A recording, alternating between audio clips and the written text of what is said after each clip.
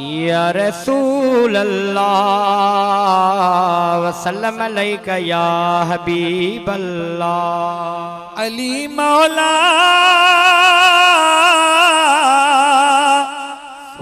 अली मौला अली मौला चवण वारा असां हूं अली जे मञण वारा असां हूं अली जे मञण वारा असां हूं अली मौला अली मौला अली मौला चवण वारा असां हूं अली जे मञण वारा असां हूं अली जे मञण वारा असां हूं अली जे मञण वारा असां हूं कंदा इश्क अली सां आहियूं रब जाने निधन का नाहियूं कंदा इश्क अली सां आहियूं रब जाने निधन का नाहियूं कंदा इश्क अली सां आहियूं रब जाने निधन का नाहियूं हर मुश्किल में कम ईंदो कंदो भूरल खास भलायूं हर मुश्किल में कम ईंदो कंदो भूरल खास भलायूं सच्ची दिल सां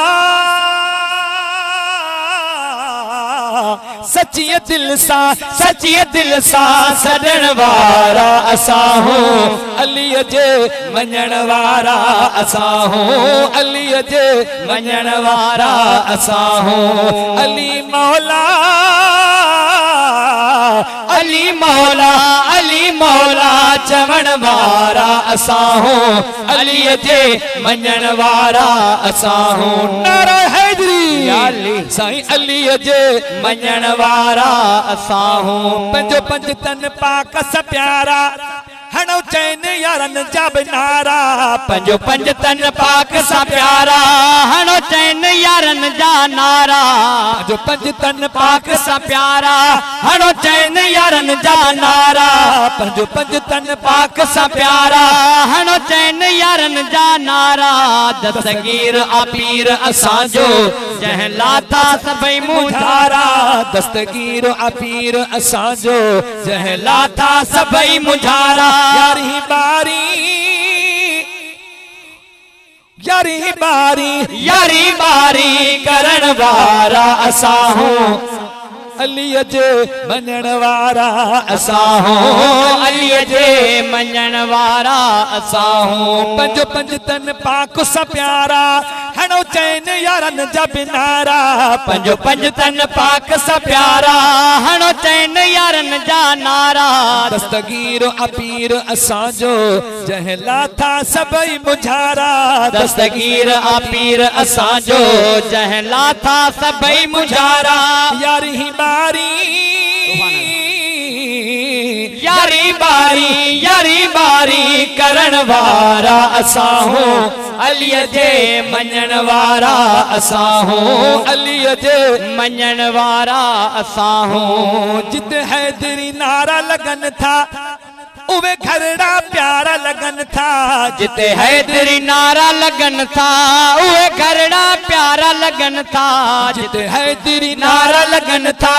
उवे घरड़ा प्यारा लगन था जेके बुग़्ज़ अली सां रखंदा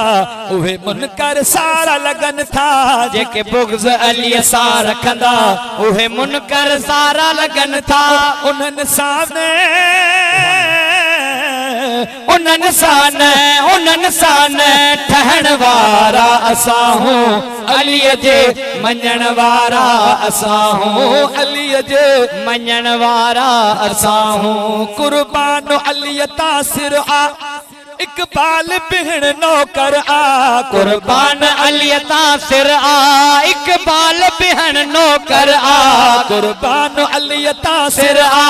इकबाल बिहण नौकर आ खातून जे बचड़न जहड़ो